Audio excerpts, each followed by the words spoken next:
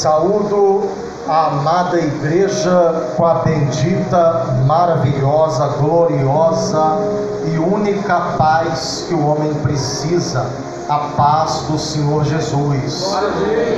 Glória a Deus.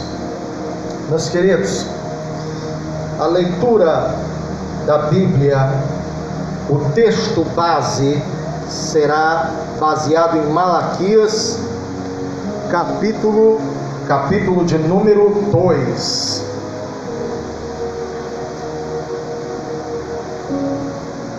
Malaquias, capítulo 2. Vamos aí a partir do primeiro versículo. Aleluia. Quem achou, diga amém.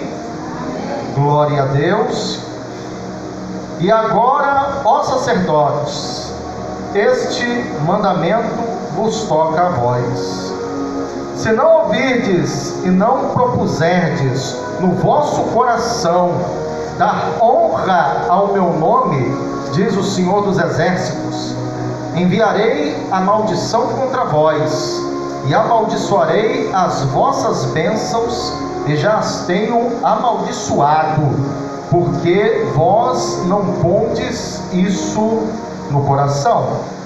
Eis que vos corromperei a semente, e espalharei esterco sobre os vossos rostos, o esterco das vossas festas, e com ele sereis tirados. Então sabereis que eu vos enviei este mandamento, para que o meu conserto seja com Levi, diz o Senhor dos Exércitos. O meu conserto com ele foi de vida e de paz, e eu lhas dei para que me temesse, e me temeu, e assombrou-se por causa do meu nome. A lei da verdade esteve na sua boca, e a iniquidade não se achou nos seus lábios. Andou comigo em paz e em retidão, e apartou a muitos da iniquidade. Porque os lábios do sacerdote guardarão a ciência, e da sua boca buscarão a lei, porque ele é o anjo do Senhor dos Exércitos. Mas vós vos desviastes do caminho, há muito fizestes tropeçar na lei, corrompeste o conserto de Levi, diz o Senhor dos Exércitos. Por isso também eu vos fiz desprezíveis e indignos diante de todo o povo, visto que não guardaste os meus caminhos, mas fizeste acepção de pessoas na lei. Não temos nós todos um mesmo Pai? Não nos criou um mesmo Deus? Por que seríamos desleais um para com os outros, profanando o conserto de nossos pais? Judá foi desleal, e abominação se cometeu em Israel e em Jerusalém, porque Judá profanou a santidade do Senhor, a qual ele ama, e se casou com a filha de Deus estranho. O Senhor extirpará das tendas de Jacó o homem que fizer isso, o que vela e o que responde e o que oferece dons ao Senhor dos Exércitos. Ainda fazeis isto, cobri o altar do Senhor de lágrimas, de choros e de gemidos, de sorte que ele não olha mais para a oferta, nem a aceitará com prazer da vossa mão. E dizeis, por quê? Porque o Senhor foi testemunha entre ti e a mulher da tua mocidade, com qual tu foste desleal, sendo ela tua companheira e a mulher do teu conserto. E não fez ele somente um, sobejando-lhe espírito? Por que somente um? Ele buscava uma semente de piedosos. Portanto, guardai-vos em vosso espírito, e ninguém seja desleal para com a mulher da sua mocidade. Porque o Senhor Deus de Israel diz que aborrece o repúdio e aquele que encobre a violência com o seu vestido, diz o Senhor dos Exércitos. Portanto, guardai-vos em vosso espírito e não sejais desleais. Enfadais ao Senhor com vossas palavras, e ainda dizei: em que o enfadamos nisto que dizei: qualquer que faz o mal, faça por bom aos olhos do Senhor, e desse é que ele se agrada. Ou onde está o Deus do juízo? Glória a Deus. Nesse momento, vamos orar ao Senhor Jesus, para que Ele possa não apenas usar-me como instrumento da palavra de Deus, mas também para que nossos corações estejam preparados para aquilo que o Senhor está querendo colocar em nossos corações essa noite. Vamos orar para a honra e a glória de Jesus.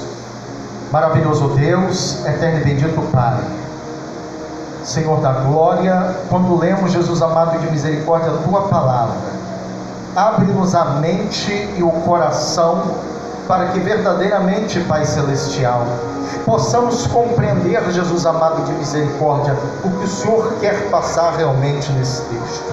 Dada a Tua bênção, Tua graça e Tua força sobre todos nós. Ajuda-nos, porque temos a mente limitada, porque somente o Senhor é o Deus de toda a sabedoria.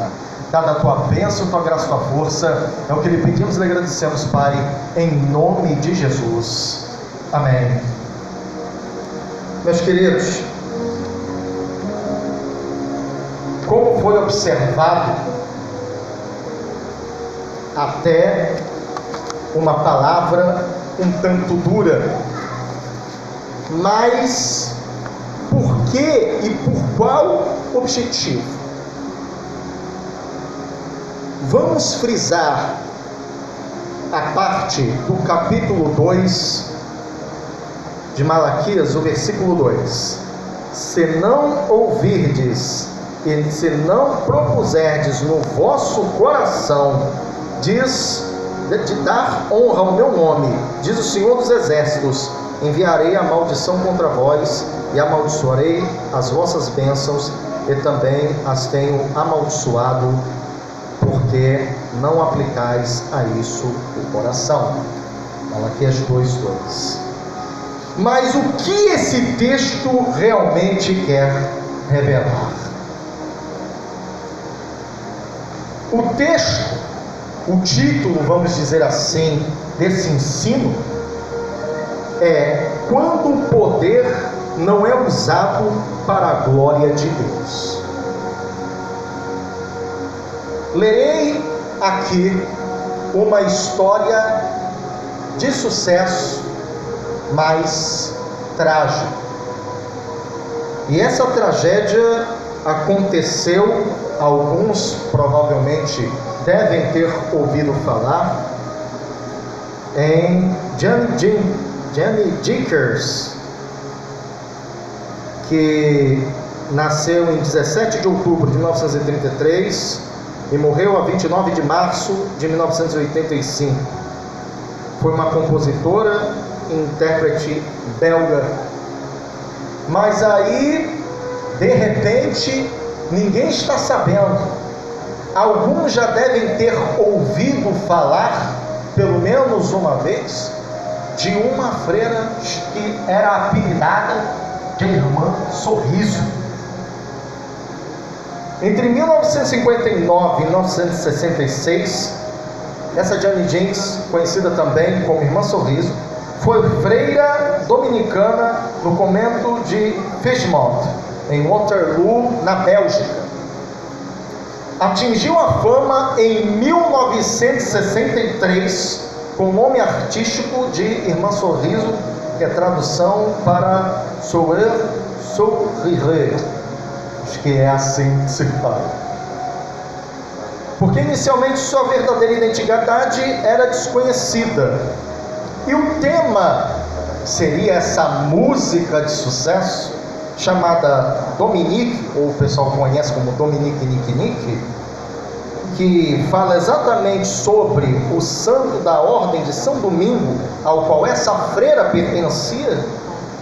Foi gravado originalmente em francês e posteriormente uma versão mais comercial em inglês.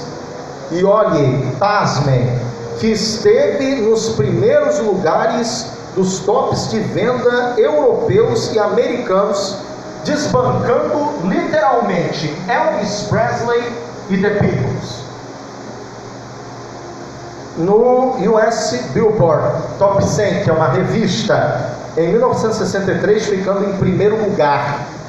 O sucesso é sempre tão bem-vindo que nos esquecemos que com ele vem grande responsabilidade, no qual, se não conseguimos verdadeiramente dominar, ele nos leva para um lugar ruim por conseguir corromper o nosso coração, revelando o que há de pior nele, como diz o Salmo 42:7, um abismo chama outro abismo, ao ruído das tuas catadupas, todas as tuas ondas e vagas têm passado sobre mim.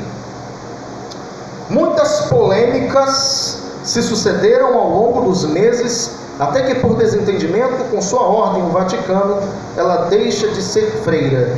E aí vemos a decadência de uma pessoa que alcançou o sucesso.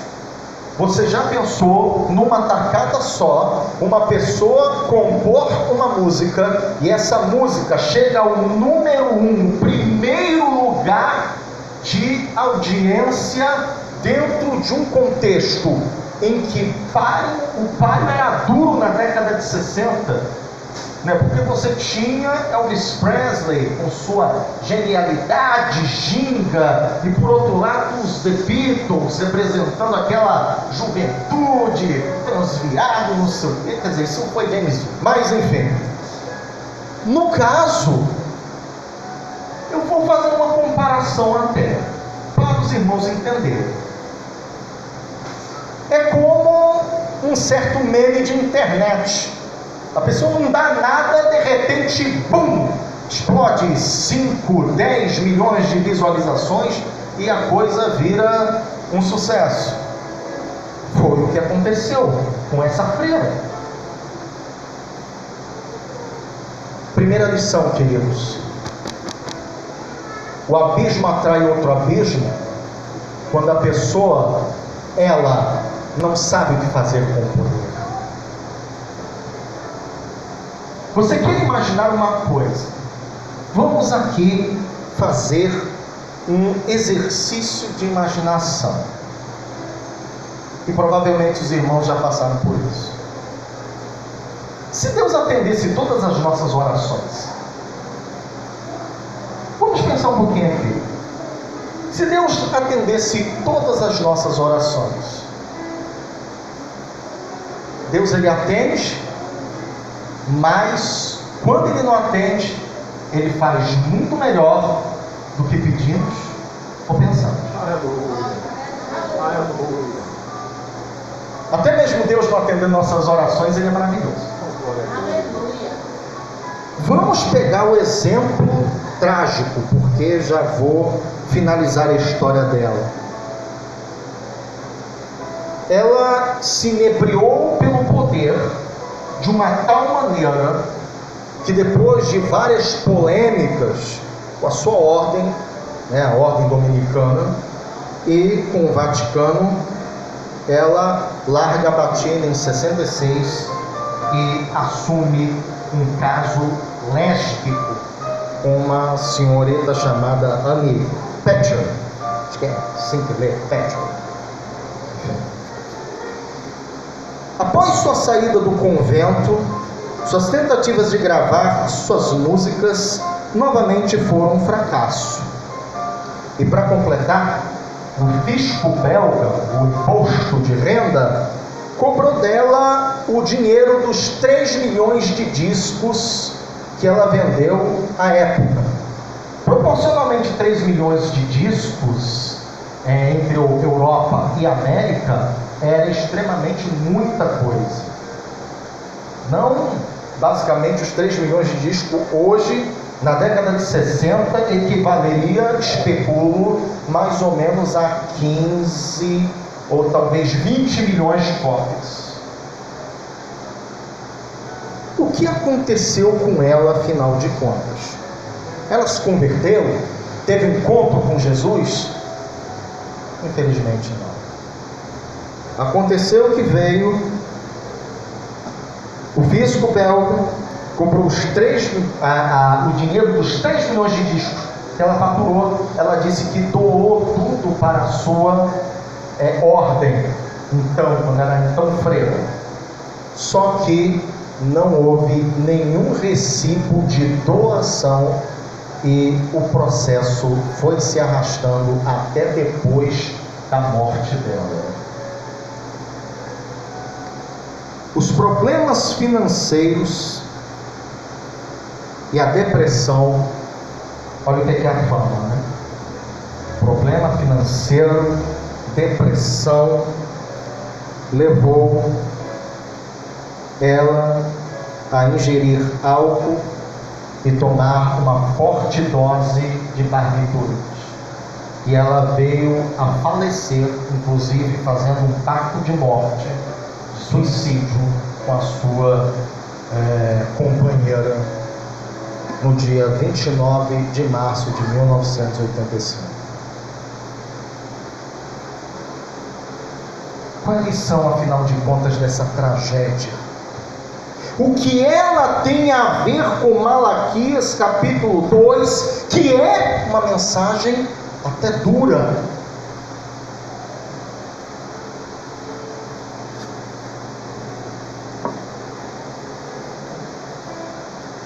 Ela simplesmente desconheceu, por causa de sua cegueira, assim como aconteceu com os profetas em Malaquias capítulo 2.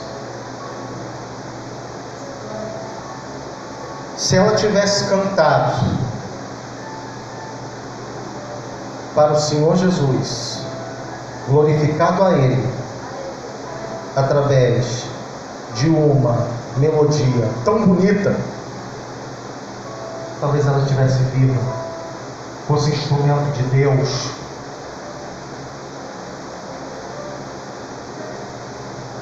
Mas, como também temos sucessos que são acidentes,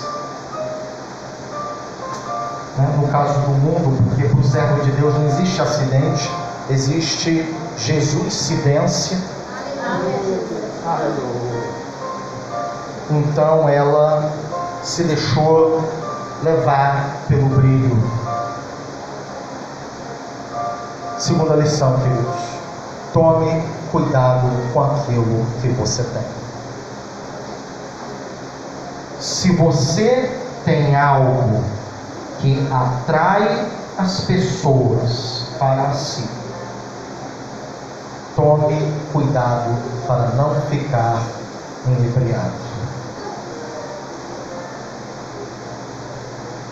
Todos nós, queridos, todos, eu, você, todos, somos sujeitos a ficarmos ofuscados com a beleza das coisas. E, como diz a Escritura, como diz o apóstolo Paulo, não convém pensar além daquilo que nos convém pensar de nós mesmos.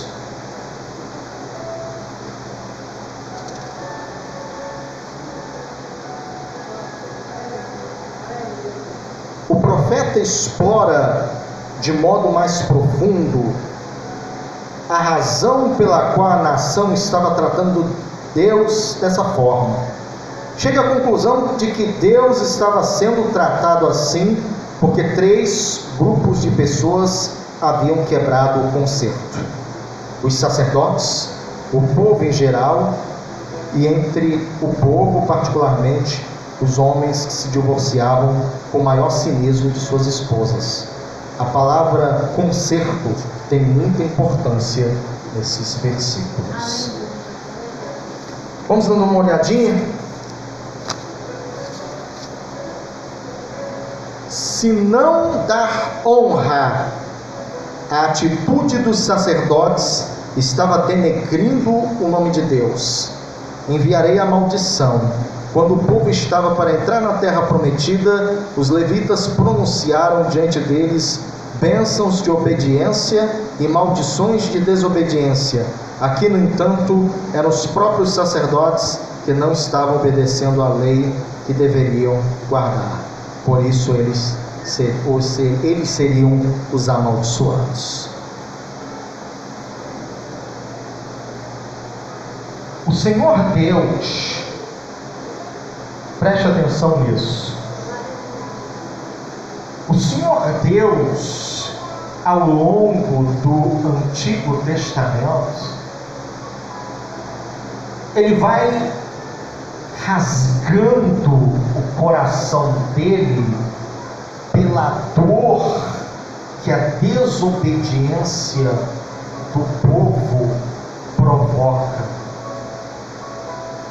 Se para nós seres humanos uma das piores coisas que pode acontecer com a gente é a ingratidão, de você pegar e estender a mão e ainda a pessoa falar mal de você, imagine para o Senhor Deus Todo-Poderoso, que Ele é totalmente santo. Por isso que temos a cada dia mais sermos lavados, redimidos e purificados pelo sangue de Jesus.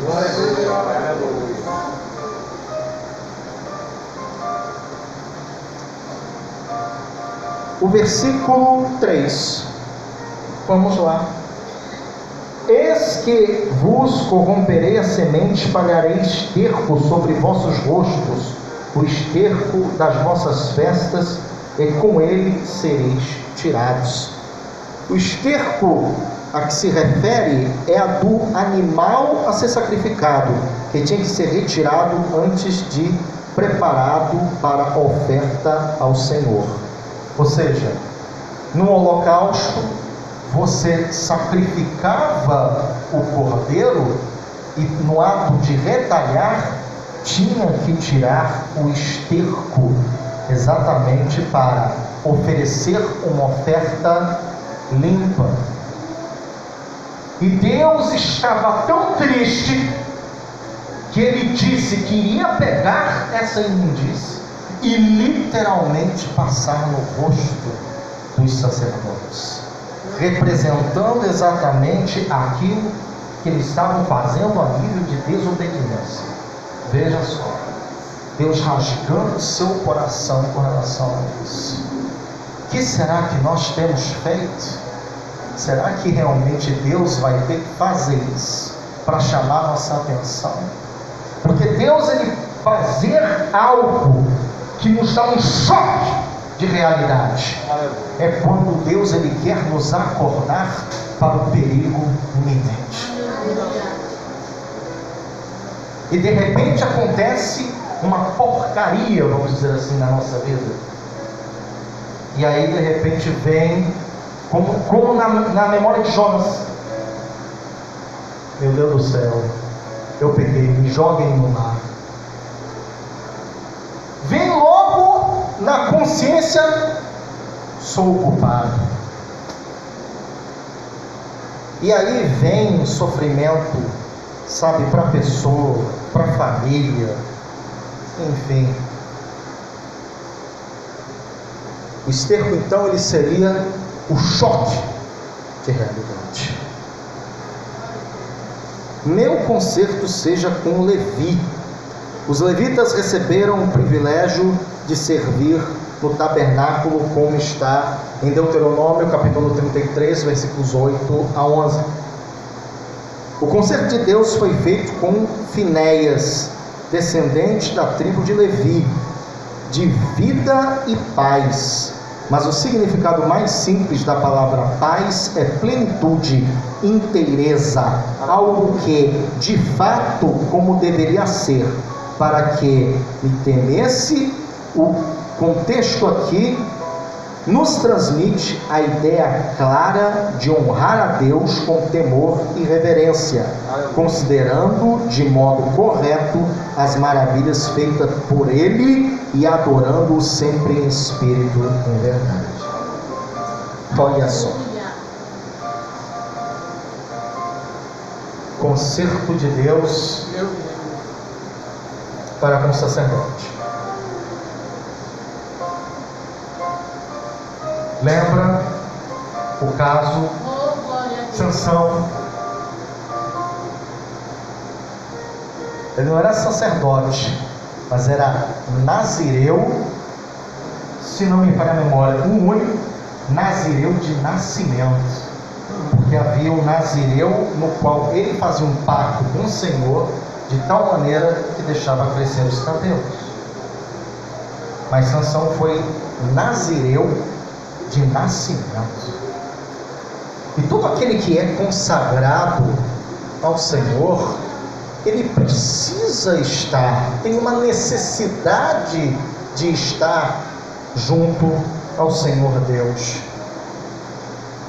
cada vez mais o abraçando e tendo a inteireza de que ele precisa ser sustentado pelo Senhor.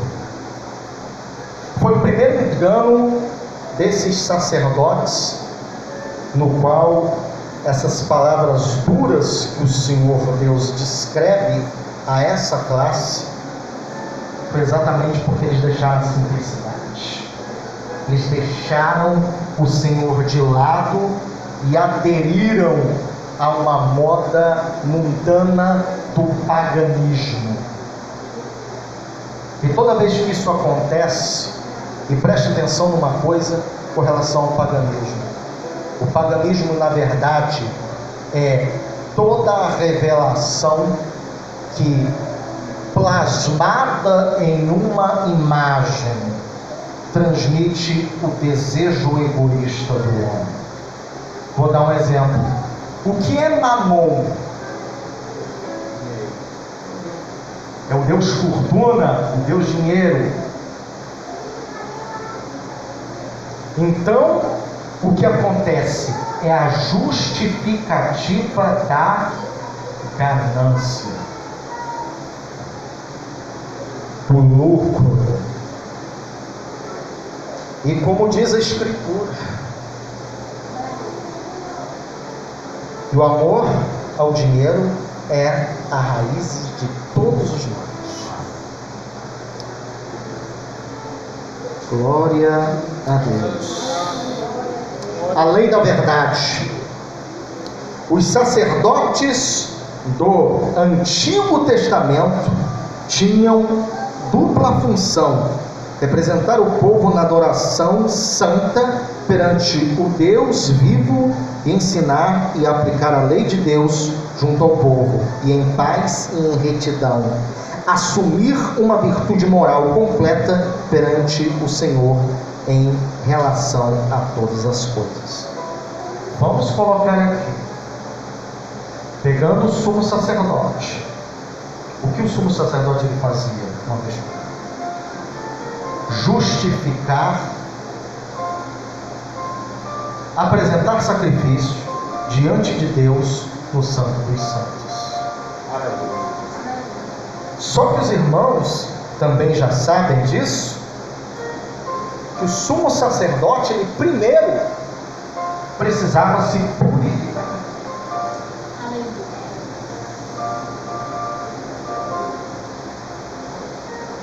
E por que ele precisava se purificar? Porque o relacionamento com Deus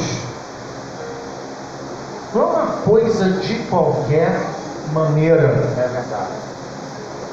Mas o que é mais lindo nisso, e é interessante que Jesus ele coloca: já não vos chamo servos, vos chamo amigos. Sabe o que significa? Que a santidade do Senhor tem prazer num relacionamento próximo e abençoado com o homem. E aí nós vamos começar a entender, porque é uma subsequência no texto que já vai nos indicar exatamente isso: santidade baseado numa amizade saudável. No Antigo Testamento, o profeta era comumente chamado de anjo.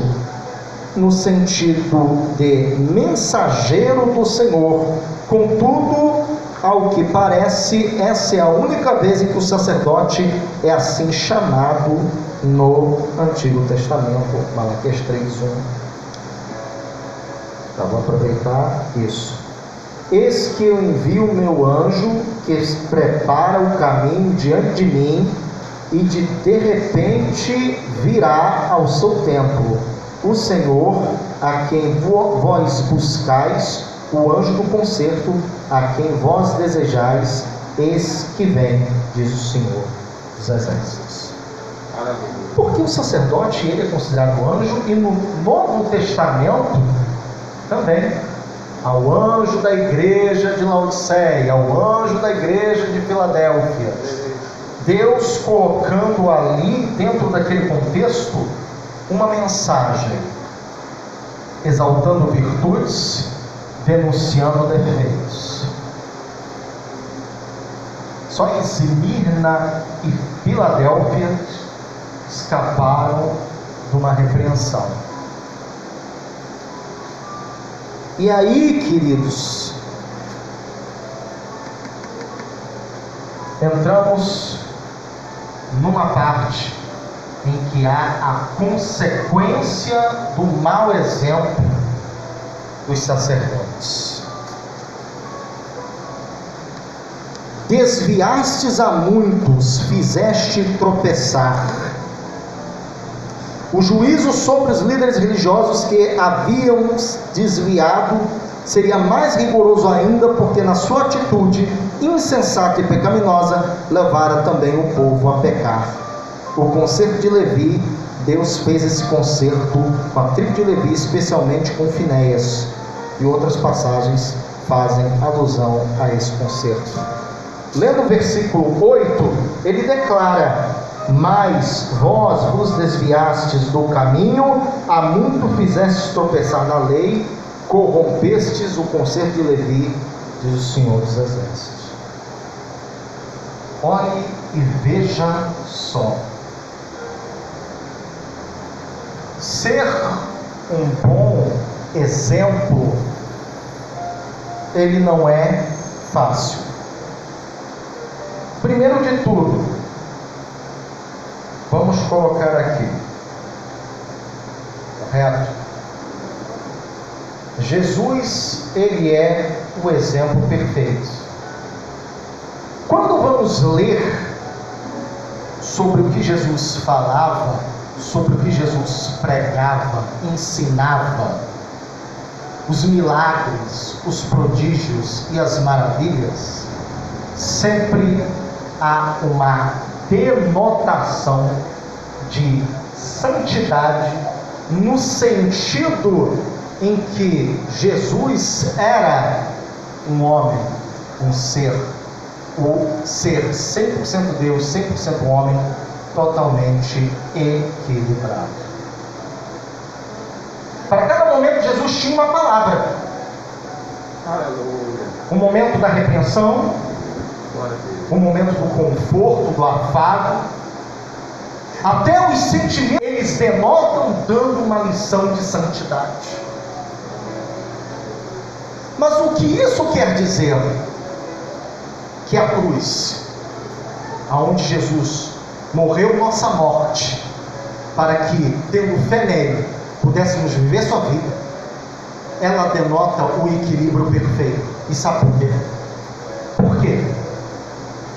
Porque o legalismo é extirpado e a libertinagem também é extirpada. E por quê? Porque Jesus, ele não deixa a lei se transformar em um legalismo asceta, chato, insuportável. Por outro lado, Jesus não deixa o amor se transformar numa libertinagem, de uma apologia à cultura autodestrutiva. Por isso Deus disse a Josué: não vá para a esquerda e nem para a direita, mas permanece na minha palavra. Palavra de Deus é equilíbrio. Palavra de Deus não imbeciliza, não deixa uma pessoa louca. Pelo contrário, edifica a sua alma, alimenta o coração e transforma a mente do homem numa mente equilibrada. Aleluia. Queira imaginar isso.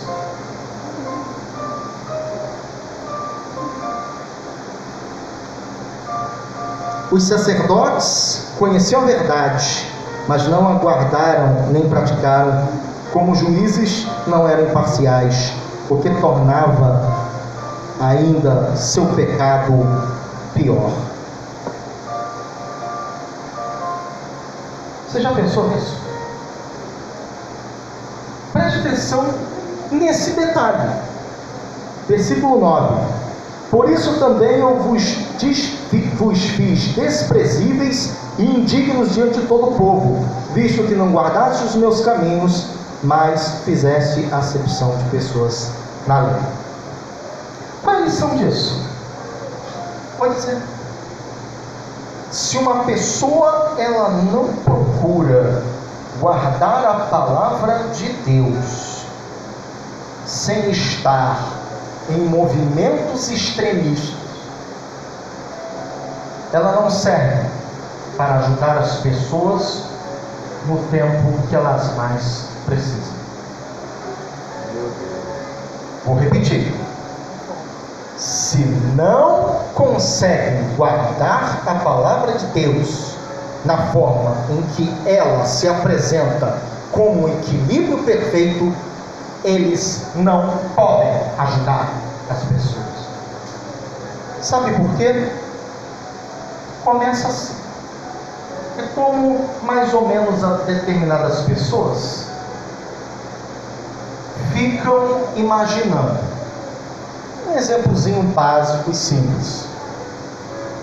Teoria da evolução. Não, porque dá para coexistir a Bíblia com a teoria da evolução sem radicalismo. Sabe o que isso se transforma? Numa verdadeira salada de confusão. A pessoa pega, vai raciocinando porque Deus assim, aí começa a se perguntar, mas se Deus escolheu a evolução, por que Deus diz que tem pecado? Porque o que acontece na teoria da evolução, e por isso não dá certo, é de que a evolução diz que existe apenas a amoralidade da sobrevivência. A verdade é opinião pessoal. Cadê de briga, rapaz? Cada um tem a sua cultura. Canso de ouvir isso. Aí não dá certo. Eu vou dizer para vocês o que aconteceu com um ateu. Vivia desprezando a palavra de Deus. Não sei o que. Aí ele pegou um câncer. Aí de repente, os alunos, estavam falando com o testemunho. De repente, passando na rua, estavam oferecendo despacho.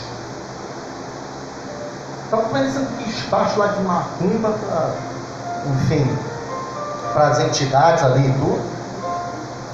E aí de repente, professor, você não é ateu? Você não... Eu peguei câncer e eu descobri que a gente tem que acreditar em alguma coisa.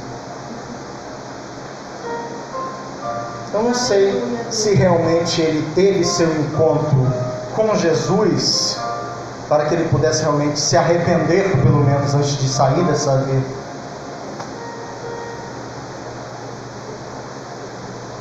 Tem ateu que nem isso faz. Debocha até a morte. Teve um chamado Christopher Hitchens, que ele estava com câncer e ele foi tratado pelo doutor, ele que era do chefe do genoma, escapou o nome dele agora.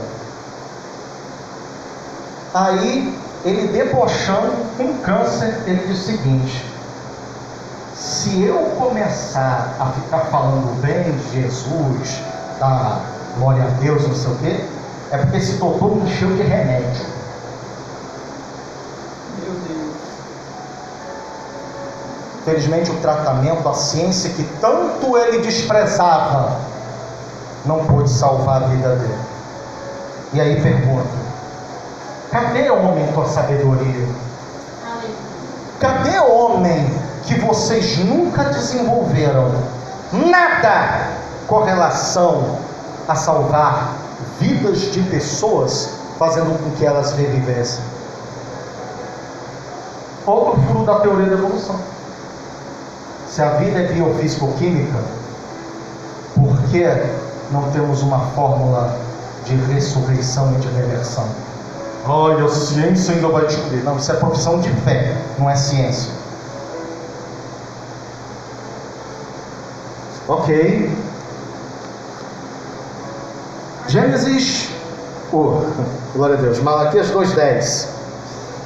Nos criou um mesmo Deus. O verbo criar nos traz à memória a grande criação descrita em Gênesis 1, 26 a 28. Seremos desleais? Já que Deus é o Criador de toda a humanidade, Malaquias 1, 27, Ele exige que todos os seres humanos ajam com lealdade uns para com os outros. Temos essa relíquia de Filipenses capítulo 2, versículos 1 a 15. Portanto, se há algum conforto em Cristo, se há alguma consolação de amor, se há alguma comunhão no Espírito, se há alguns entranháveis afetos e compaixões, completai o meu gozo para que sintais o mesmo, tendo o mesmo amor, o mesmo ânimo, sentindo uma mesma coisa. Nada façais por contenda ou por vanglória, mas por humildade. Cada um considere o outro superior a si mesmo. Não atente cada um para o que é propriamente seu, mas cada qual também para o que é dos outros. De sorte que haja em vós o mesmo sentimento que houve também em Cristo Jesus, que sendo em forma de Deus, não teve por usurpação ser igual a Deus, mas esvaziou-se a si mesmo, tomando a forma de servo, fazendo-se semelhante aos homens, e achando-se na forma de homem, humilhou a si mesmo, sendo obediente até a morte, e morte de cruz. Por isso Deus também o exaltou soberanamente e lhe deu um nome que é todo sobre todo o nome, para que ao nome de Jesus se dobre todo o joelho dos que estão nos céus e na terra e debaixo da terra, e toda a língua confesse que Jesus Cristo é o Senhor, para a glória de Deus Pai.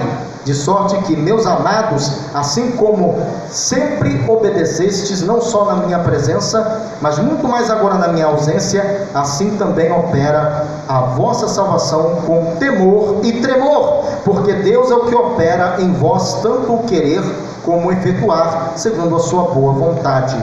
Fazei todas as coisas sem murmuração nem contendas, para que sejais irrepreensíveis e sinceros, filhos de Deus, inculpáveis no meio de uma geração corrompida e perversa, entre o qual resplandeceis como astros no mundo.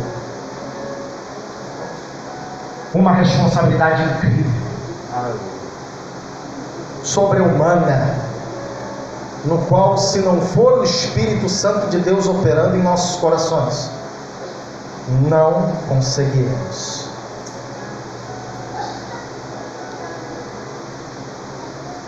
Versículo 2 e 11.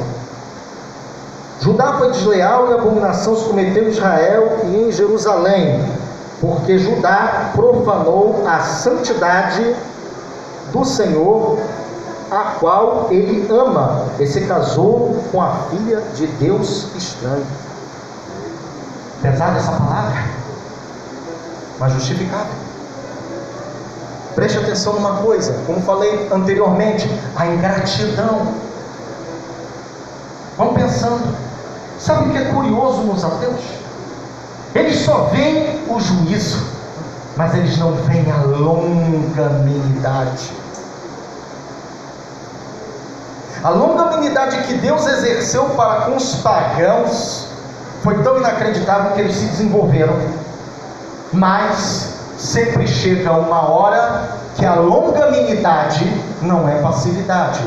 Então Deus, ele executa o juízo, mas Deus tem prazer em executar o perdão e fazer o resgate.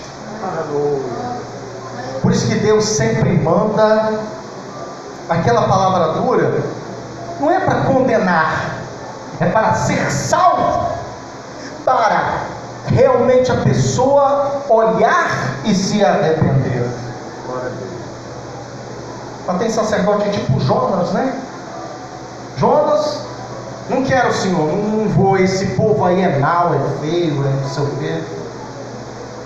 Aí ele pegou, tentando fugir para um lado, veio a tempestade, culpa, tiveram que jogar ele no mar, veio a baleia, ele se humilhou diante do Senhor, se arrependendo de ter fugido, cuspido na praia, anunciou a palavra de Deus, e o povo pagão,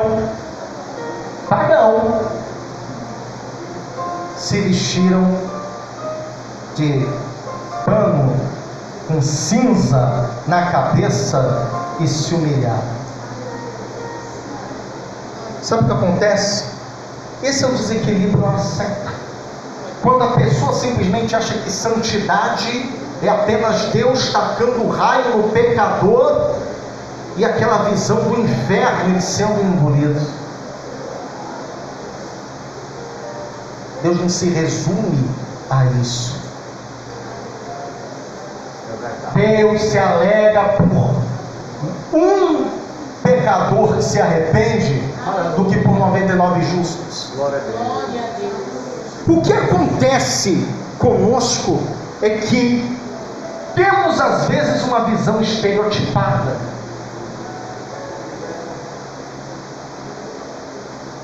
Pecadores nas mãos de um Deus irado. Aleluia, foi uma bênção essa pregação. Mas Deus não age nem sempre assim. E é isso que precisamos entender. Aquilo que Jesus ele foi colocando dentro dos seus ensinamentos são palavras. É a mesma tríplice função do Espírito Santo: edificar, consolar e exortar. Jesus fez exatamente isso no seu ministério terreno. Por isso que o Espírito Santo é chamado de outro Consolador. Amém? Glória a Deus. Para terminar, ainda fazeis isso? Os profetas em várias ocasiões se levantaram para falar dos inúmeros pecados do povo, como em Jeremias 2,13, que diz: porque o meu povo fez duas maldades, a mim me deixaram o manancial de águas vivas e cavaram cisternas rotas que não retêm águas. As lágrimas aqui parecem ser de uma atitude hipócrita do povo que não se arrependia com sinceridade, como o próprio Deus diz em Isaías 1:10-15.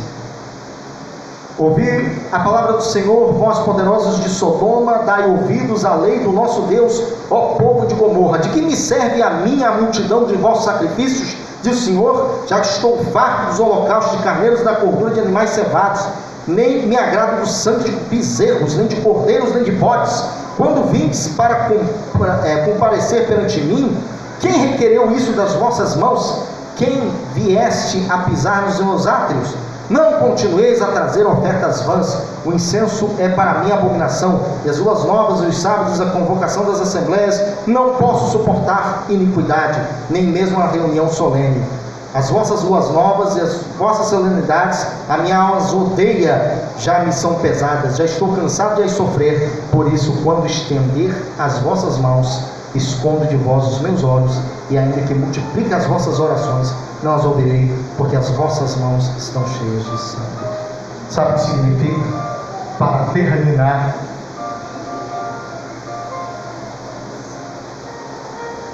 Não adianta a pessoa ser o mais sério, porque isso é ascetismo. Por exemplo, tem uma pessoa ali pecou porque é sem vergonha. Mas eu pequei porque é uma fraquezinha. Ei, vamos aprender com Daniel no capítulo 9. Sabe o que o profeta disse? Nós, Senhor, pecamos contra ti. Nós. Essa história de dizer que um pecado de um é pecado de outro, que é diferente dele, que é diferente, não existe. Pecado é sempre pecado. Vamos assumir as nossas responsabilidades diante do trono da graça. Não vamos ficar usando máscara. Não adianta ficar usando máscara. É ir diante do trono da graça e pedir a misericórdia do Senhor Jesus. Aleluia. Queridos, o tempo já se esgota, mas vou dizer para vocês uma coisa.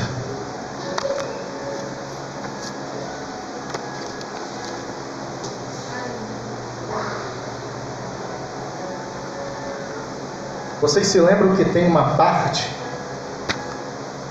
aqui em Malaquias, no qual fala sobre casamento.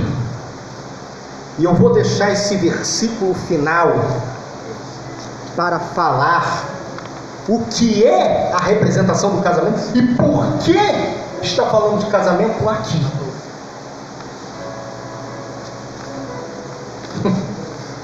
Efésios capítulo 5, versículos 21 a 29. Lá vai. Sujeitando-vos uns aos outros no temor do Senhor.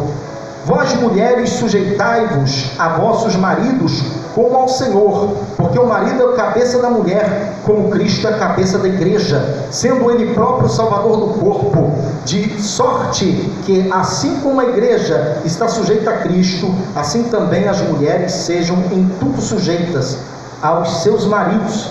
Vós, maridos, amai vossas mulheres, para que, como Cristo amou a igreja e a si mesmo se entregou por ela, para a santificar, purificando-a com a lavagem da água pela palavra, para apresentar a si mesmo igreja gloriosa, sem mácula, nem ruga, nem coisa semelhante, mas santa e irrepreensível. Assim devem os maridos amar suas próprias mulheres, como a seus próprios corpos. Quem ama sua mulher, ama a si mesmo, porque nunca ninguém odiou sua própria carne, antes a alimenta e sustenta, como também o Senhor a igreja.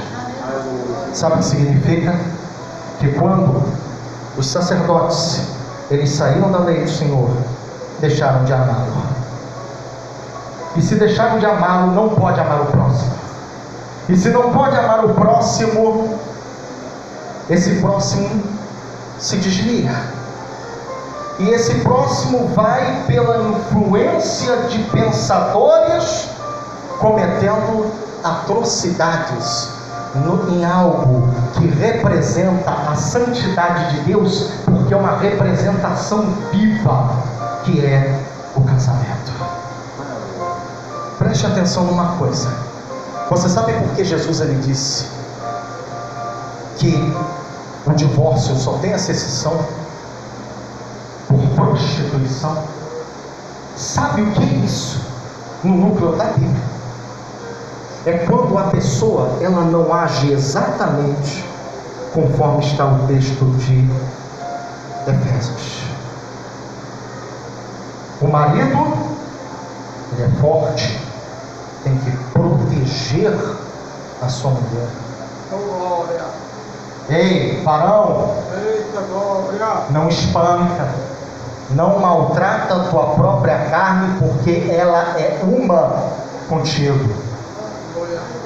Ei, varoa, cuidado, não deixa, olha aí, palavra forte, não deixa seu homem chupar dedo, se é que vocês estão entendendo. Meu Deus. Porque tem gente que acha que está tudo bem, e aí um bando de casamento de aparência que não glorifica Jesus, porque os filhos veem o desamor do pai e da mãe. Eu vou lá querer casar. troço ruim, e vê o casamento com nojeira. Aí vai, vê os amiguinhos do Satanás e diz: rapaz, é mesmo esse negócio de casar, negócio de virgindade, isso é careta, tal, o negócio é isso aí, e tal, e coisas aí, hediondas e lascivas e etc. Por isso que o casamento, ele é diante de Deus, ele é tão santo. Aleluia. Você já pensou um inferno? Deus não quer um inferno no teu casamento, irmão e irmã. Sabe o que Deus quer? Que teu casamento seja um pedaço do céu lindo e maravilhoso, no qual você tem liberdade de expressão, assim como nós. Aleluia. Oh, glória. Temos a liberdade de ir diante do trono da graça e falar aquilo que nós somos. Você já pensou um casamento que você não pode se expressar, não pode falar, a pessoa, o cônjuge só critica? Isso é arrasador. Jesus tem esse direito, não, ele abraça, ele ama, ele cuida, ele quer você, não interessa os pecados que você faz, ele quer você. Aleluia! Aleluia! Jesus é maravilhoso. Em nome de Jesus. Você que está detonando o teu casamento por atitudes, entendeu? Dessa essência da porneia, traduzido do grego, das atitudes que são fora do plano de Deus. Em nome de Jesus, não faça isso. Cuidado, você pode perder tua bênção. Cuidado, você pode perigosamente entregar nas mãos de Satanás aquela pessoa. Tem cada coisa, eu não vou falar aqui, porque meu tempo já foi. Mas tem cada coisa que acontece em termos de casamento. Tanto o homem sendo maquiavélico, quanto mulher sendo maquiavélica. Fazendo um inferno, pisando, esmagando. Há aquelas que dão testemunho: meu marido virou crente. Mas o preço que ela pagou foi uma coisa tão desgastante que vocês não têm ideia. Moço, moça, você que está solteiro, Jesus manda te dizer: cuidado com quem você se relaciona. Cuidado. Não vá apenas por carências e outras coisas. Procura conhecer a pessoa. Enfim, queridos, fiquem com essa palavra de Deus. Glória! Cuidado ao termos contato com o poder. Guarda o que tem, para que ninguém tome a tua coroa. Agradeço a oportunidade em nome de Jesus.